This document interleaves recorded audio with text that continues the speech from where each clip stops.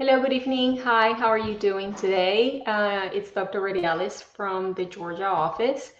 I want to go over a few interesting things that I've seen in the last few days because I know somebody might benefit from what we are sharing. Remember, sharing is caring, okay? I'm going to go over a lady.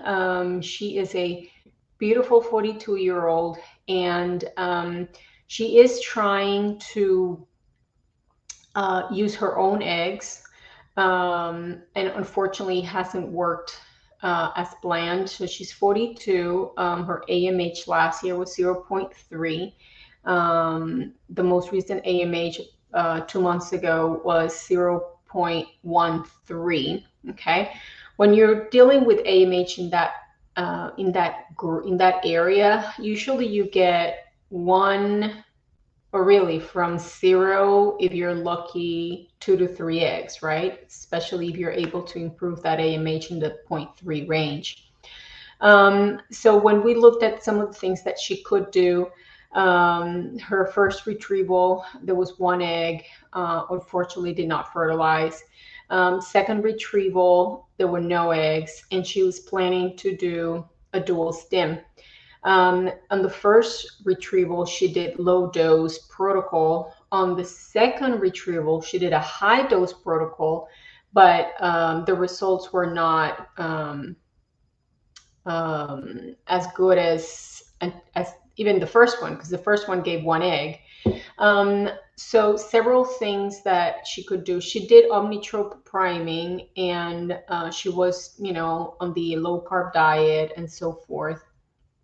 So I suggested that she did a Lupron flare on the second round with lower dose of the Folistim and the Menopur, and then potentially do an intra-ovarian PRP at the time of retrieval to prime her for a potential retrieval in the future. Okay. Also, what I have seen on some women that do priming with human growth hormone, and maybe the results are not as positive, then you have you can spice it up and do ACG priming. And I've seen really good results with that. I think in part because ACG indirectly increases our testosterone. And then that helps the quality of the granulosa cells at the level of the ovary. It increases kind of the quality of the egg, if you want to see it that way. So, so I suggested to do priming if the second, she's doing back-to-back retrievals. If the second retrieval is not as successful as we want, she's trying to get at least 1 embryo to do a fresh transfer. Then we could try to do a little bit of priming, do a PRP at the time of retrieval, intra-ovarian, and then potentially her tubes are open, do high volume PRP together with looking at her, the different supplements she's on, and do ACG priming instead of the human growth hormone priming that she's been doing for 2 months. What dose and for how long before retrieval for the ACG priming? There's several protocols. You can do 125 units a day, okay? Or you can do 1,000 units a week. Either one would work really good. And I like the ACG better than actually doing testosterone. I've had perimenopausal women that I had this one other girl that we've been working with. She went through menopause early on at 35. So she's 41. So she's been in menopause since 35. And we've been trying to kind of wake up her ovaries. And I did testosterone pellets. And then she got a spontaneous period after that. So the ACG increases your natural testosterone without being testosterone itself. So then it's going to do it in a more gentle way. So I like the ACG very much for that. Also, the ACG priming is really good on patients that have a contraindication for human growth hormone priming. Okay, if you've had history of endometriosis, you should not be on human growth hormone. If you have history of cancer, you should not be on human growth hormone, or cancer scare, you should not be in human growth hormone. Okay. Also, the benefit of human growth hormone, with what I've seen, is it kind of plateaus. Like, you get what you get. Being on it for more than 3 months is not really do any benefit. If you're going to try to do it for a longer period of time, I always recommend people to take a break from it and see what else we can have.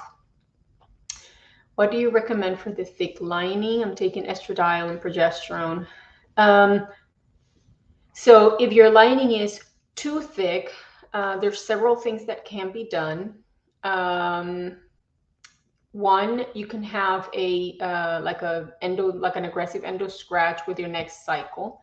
You can do an ovulatory cycle. I had a lady who she already had her baby. She was using donor eggs in order to get a girl. And the problem is that she responded way too good to the estrogen, and her lining got crazy thick, and we had to scrape her a few times. The time that worked the best was on a natural cycle. We actually did a natural cycle with her with a trigger. Okay, so we did nothing. We just watched her. As soon as she had a follicle that was big enough, we triggered and switched it to progesterone. And that was actually her first cycle and the cycle she got pregnant with her donor embryo. Okay. So if that was your question, like, you get a big response. Good night. Is Femara Letrozole an effective pill to use for an IUI? Yes, depending on the scenario, it is our first to go. In most clinics, they start with 5 milligrams of Letrozole, which is 2 pills from day 3 to 7 of the cycle. Depending on the scenario, I tend to be a little bit more aggressive to increase the chances of success. For example, if you only have 1 tube, I might just add injectables right away. If you're older, I will tend to use injectables, because especially after 35, 40, having more follicles or more potential eggs increases chances of pregnancy without necessarily increasing chances of multiple when you do IUI and injectables. Okay. All right, so I am going to talk about 2 more cases that I think are worth mentioning. One was a 32-year-old PCOS. Looking at her appearance, pretty marked PCOS. She was on the heavier side, and she definitely had facial hair. At time of retrieval, they were 17 follicles, and unfortunately, there were only 4 mature eggs. That is also a big thing that I see with PCOS patients, and that's why I recommend priming on everybody, because in her case, she was doing metformin, but we talked about increasing the metformin, definitely going on a low carb diet. Even cycling with birth control pills for a month or 2 while we get her ready, supplements, PRP. And in her case, she was not on a very high, she was on 150 of Gonalef and 75 of Menopur.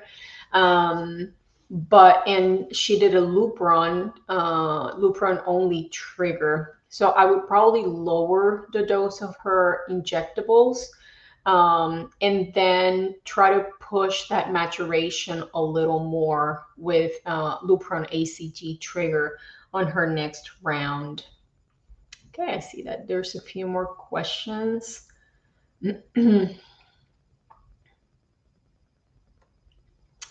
Is there any benefit for Serovital and ACG simultaneously? Serovital Advanced has 75 milligrams of caffeine. Okay, so I would not do necessarily a Serovital, because the caffeine doesn't add anything to your fertility journey.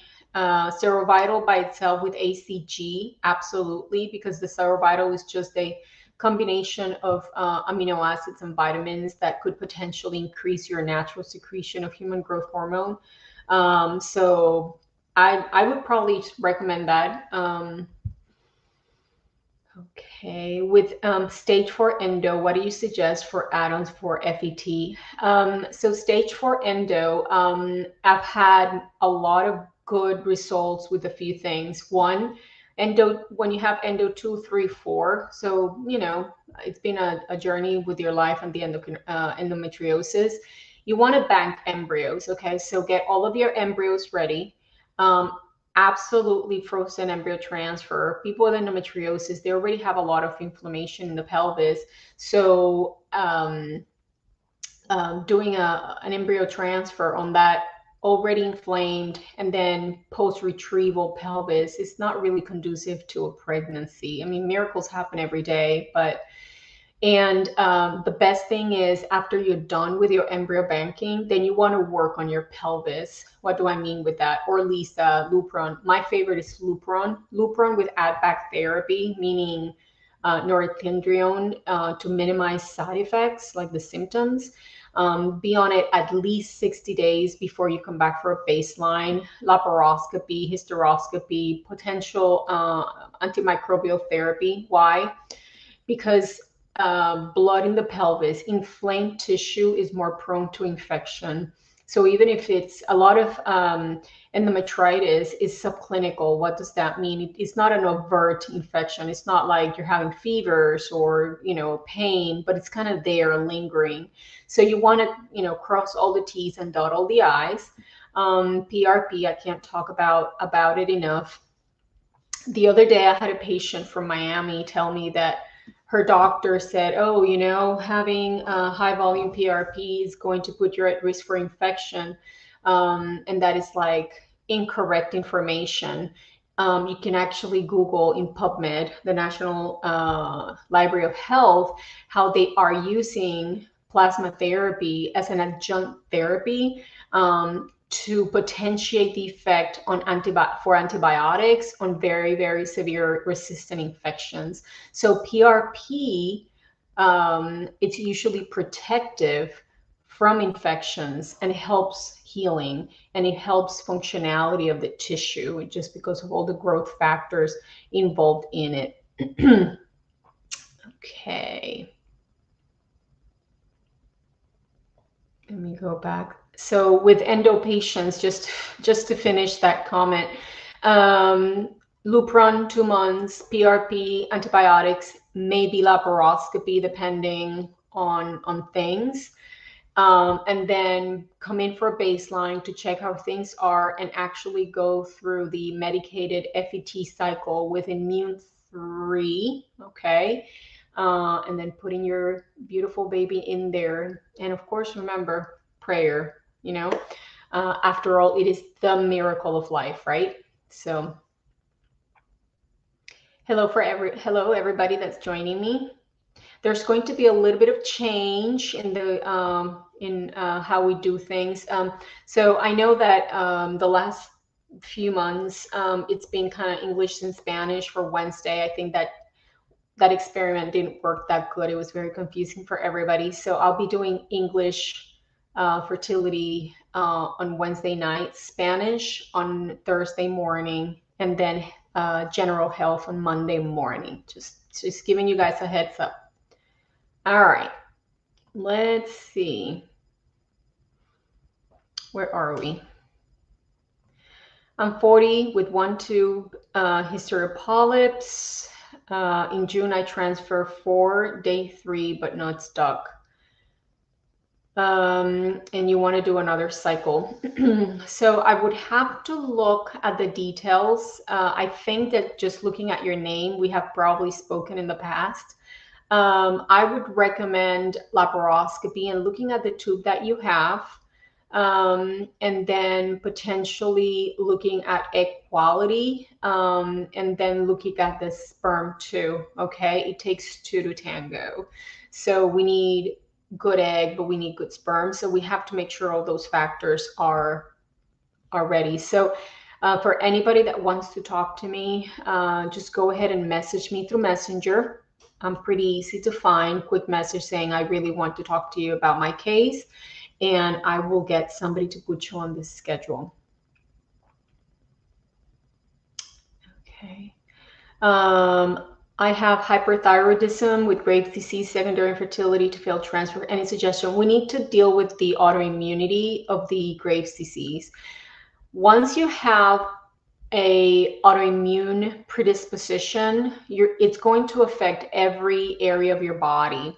So you have to kind of take a step back and look at how to decrease inflammation and the hyperactivity of the immune system before you go into fertility treatment. So priming for you is going to be really important. You want to eliminate any foods that are associated with allergies or inflammation. With thyroid disease, wheat is very important to be eliminated. Gluten cross-reacts with the thyroid, and it actually stimulates the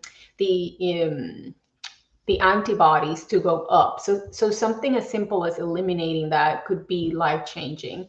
I recommend a grain-free diet. Okay, I know that Dr. Kills is a hardcore carnivore, and that could be a little too much for a lot of you, but we want to be closer to that spectrum and especially get off the grains, wheat, corn, soy, oats, get off nightshades. That's another one that's very allergenic. Nightshades includes anything that grows in a vine.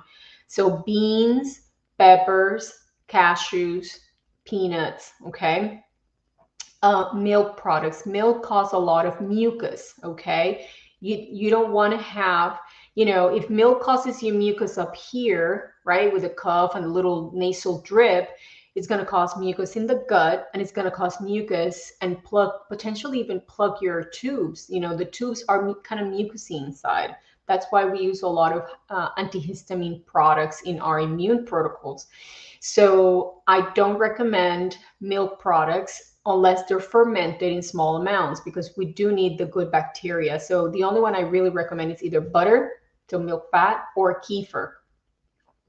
If you can make those adjustments and go into kind of green vegetables, occasional berries, and meats, it could make could be life-changing. And then I do work with a lot of autoimmune patients in and out of the fertility world. So I do have a list of supplements that I could share with you that are specific towards thyroid disease. Hello, do you recommend priming with LDN prior to retrieval? Yes, normally that is part of kind of immune, and you can definitely start it way before retrieval. It's going to decrease inflammation, and anything in that direction is going to be positive for the egg quality. Okay. You talked about injectable for an IUI. No, Letrozole is an oral pill. All right.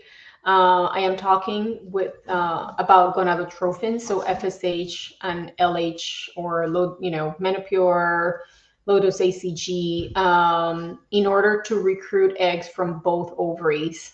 All right. Letrozole tends to enhance natural ovulation, and even though you can recruit eggs on both ovaries, with the letrozole, it's usually more on one ovary. This is my second transfer. First one failed. I want to try frozen embryo.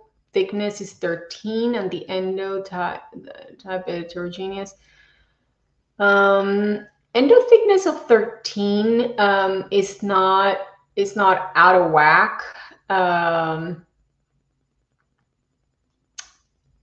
I would have to, Maida, I would have to look at your protocol, because usually if you are getting estradiol and progesterone, you don't get it for 10 days. So I'm not quite sure, because usually the progesterone is given If it's a day 5, you get 6 days of progesterone. Day 3, you get 4 days of progesterone before transfer. So I'm not quite understanding that.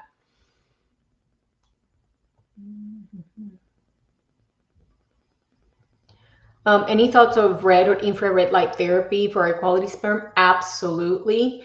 If you have infrared light, depending on the device, I have one that it's like a like a pad. You should put it on your pelvis 10 minutes a day, and it will penetrate and it will definitely help with egg quality. Also, you know, on the alternative world, they talk about the effects of infrared light that somehow it's absorbing to the bloodstream and it can go some other area. So I love infrared light. It helps with inflammation. It helps with DNA repair.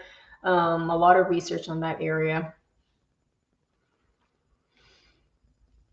Is estradiol 178 good number for second beta? Yep. We want it over 100.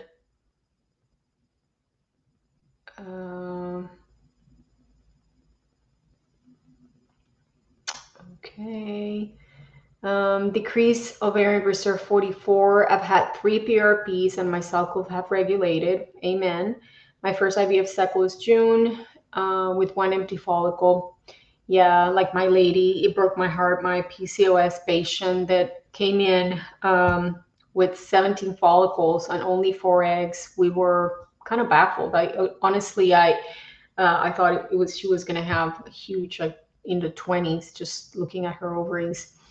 They will start me with estradiol before my next retrieval. What do you recommend? On decreased ovarian reserve patients, if you are ovulating, which you have to be you have to be ovulating if you're trying to do IVF with decreased ovarian reserve patients. I like to prime them with letrozole, actually. I like to get them to ovulate 1 or 2 months before they actually do IVF. And that way I don't really suppress them, because you don't want to suppress somebody that's already dealing with that issue, but you're getting a more robust ovulation and hopefully get better baselines. Because then what happens with decreased ovarian reserve patients is that they go through the function of ovulation, but the peaks of the hormones are not as strong, so they don't make enough progesterone and estradiol in their luteal phase to suppress their natural FSH and LH, and therefore they start recruiting follicles before they're done with the previous cycles. So it's almost like their cycles are mixed. They're not nice and clean.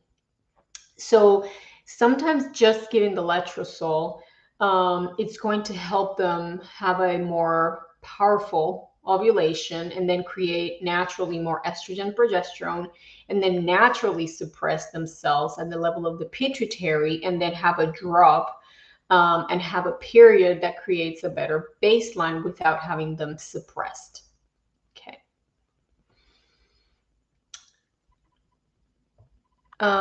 People that are trying IUI with 1 tube, definitely injectables, because you want to make sure there are eggs on that side. And the only way you can guarantee that is by recruiting eggs on both ovaries. 38-year-old, stage 4 endo. Okay. So like I was saying with endo, you want to do your embryo banking. You want to have whatever embryos you're going to do, because in order to have successful FETs, what I've seen with advanced endometriosis is that you have to suppress that endo.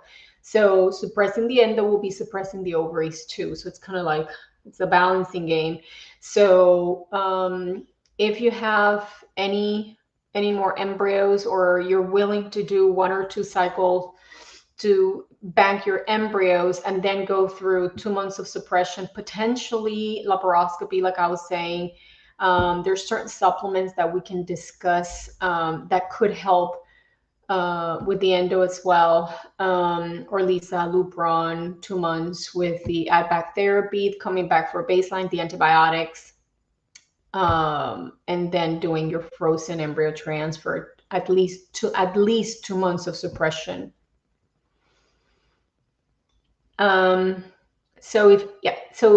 Alicia, if you want to talk to me, just send me a message through Messenger. You can look my name up and send me a message, and then I will get your information. So you send me your name and your phone number, and I'll get somebody to put you on my schedule. Is estradiol given during IUI? No, estradiol is really given through just IVF. Because with an IUI, you ovulate it, so you're creating your own progesterone estradiol. We just supplement the progesterone to be on the safe side.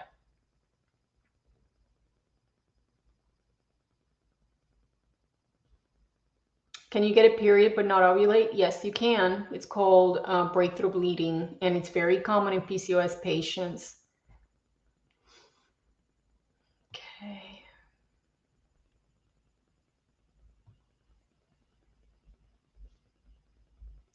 Okay. Any benefits of adding zinc prior to retrieval? Yes, I believe in whole food supplements. I will use occasional individual nutrients, but I think the way those are happening in nature, they come in groups. They kind of balance those themselves out. For example, if you think about the vitamin E complex, it has 4 different vitamin E's. It's not alpha tocopherol. There's like alpha, beta, delta, and I can't remember what the other one was. And then it always comes with selenium. All right. So when I give, zinc is very important for the immune system, is very important for sperm and ovarian function. So if I'm going to give it, I give it short term, maybe a few weeks just to build reserves. And then I give a mineral supplement. There's several mineral supplements out there. I like the ones that come in liquid form, the colloidal minerals, kind of plant-based colloidal minerals. Get all the trace minerals in the balance that they come in nature. Sometimes we forget that nature is really, really smart. So we should mimic nature as much as we can. The closer to nature, the better. Okay. So how long do I recommend Letrozole before starting stims? I recommend 1 or 2 months of Letrozole cycles prior to stim, together with a priming protocol. So either human growth hormone or ACG, or even both. The supplements, the diet, if we're dealing with inflammation, LDN, and then PRP, and then the Letrozole. That is kind of my priming protocol when I'm dealing with multiple different, decreased ovarian reserve, or even PCOS patients that, like the lady that I was discussing, they're responding, but they're not responding the way we want them to, because having all these empty follicles or all these immature eggs, I would not declare that to be a successful cycle, right?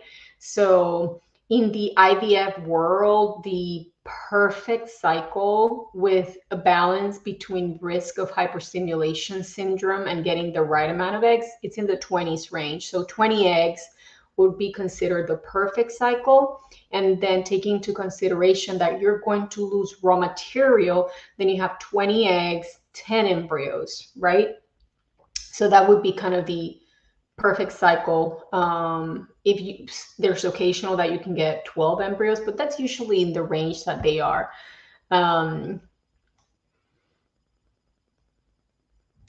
Okay. All righty. Last question of the evening. What are your thoughts on the trio ERA test? I like it.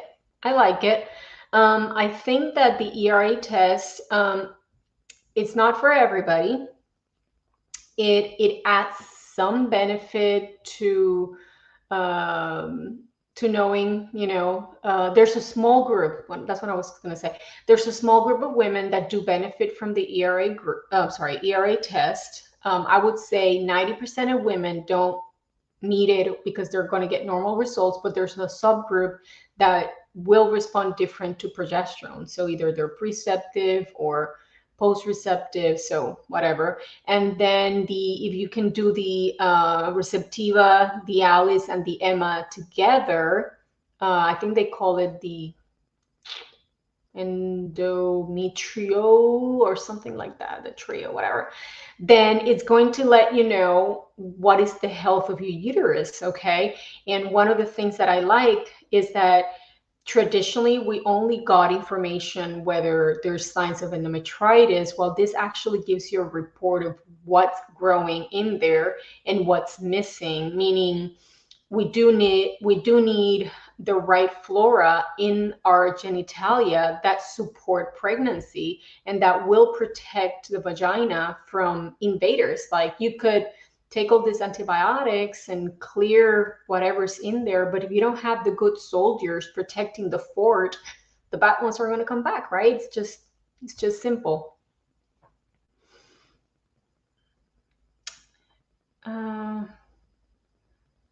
All right, so Lena, what is your question? Let's see, I can't see your question. Okay, so I'll answer your question if you tell me what your question is. Oh, there it is. Okay, sorry, I skipped it. I'm 37, AMH of 0.45, and I imagine that is what you get for your baseline. So it's not great. It's not that bad. I think that we can definitely work with that. If, we have to check the basics. We always have to go through the basics first and everything we do in life. So we need to check on your uterus. Are we dealing with a clean cavity? Are we dealing with a normal, muscle, no fibroids, no polyps, no nothing? How about your tubes? Are they open? How about your husband's semen analysis? Are we okay in that regard? And then the rest of the endocrine system, so your thyroid, pituitary, adrenal glands, pancreas, okay? Are we pre-diabetic, not pre-diabetic? Are you vitamin deficient, vitamin D deficient? Is there any liver compromise, kidney compromise? So the whole 9-yard workup. And then we're going to start based on that result, your clinical scenario. Then we can start doing priming, and then the PRP, and I've been talking about all the priming. So again, if you want to go over the details of your specific case, just message me, send me your phone number. Let me know if you're already a CNY fertility patient. Otherwise, we'll get you on the schedule. All right. Okay. Last question. Probiotic recommendation. Yes. So the reality is that if we had small amounts of fermented foods as part of our diet, that's really all we need. We are exposed to a lot of antibiotics, so sometimes we do have to supplement with probiotics. There's 2 brands that are my personal favorite and that I have seen pretty good results with them. You can find them both in Amazon.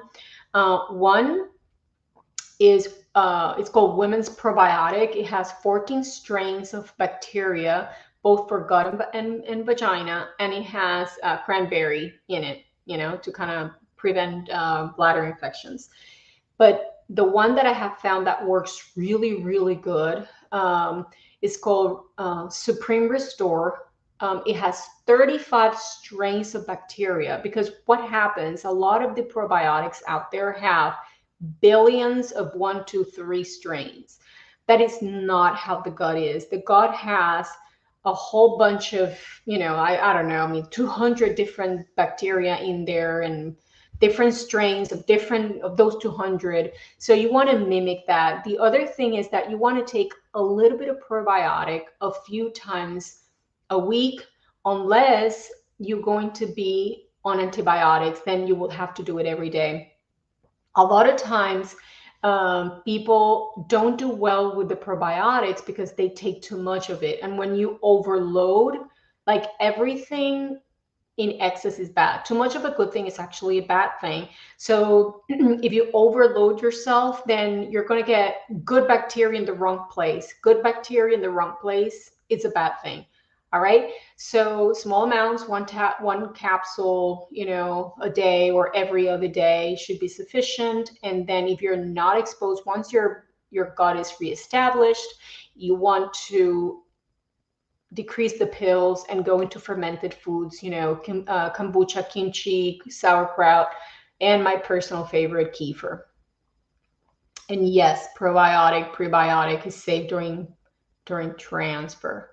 Supreme Restore. Yes, Supreme Restore. It's I think it has like a blue label. You can get it on Amazon. It's not cheap. It's not extremely expensive. And the good thing is that it has like for the probiotics that will cover, everything from gut health, vaginal health, even the probiotics that are normally in your bowels that deal with brain health. But that is a story for another time. All right, people. Thank you for watching. I'll be back online on Monday at 7:30, more on a general health note. And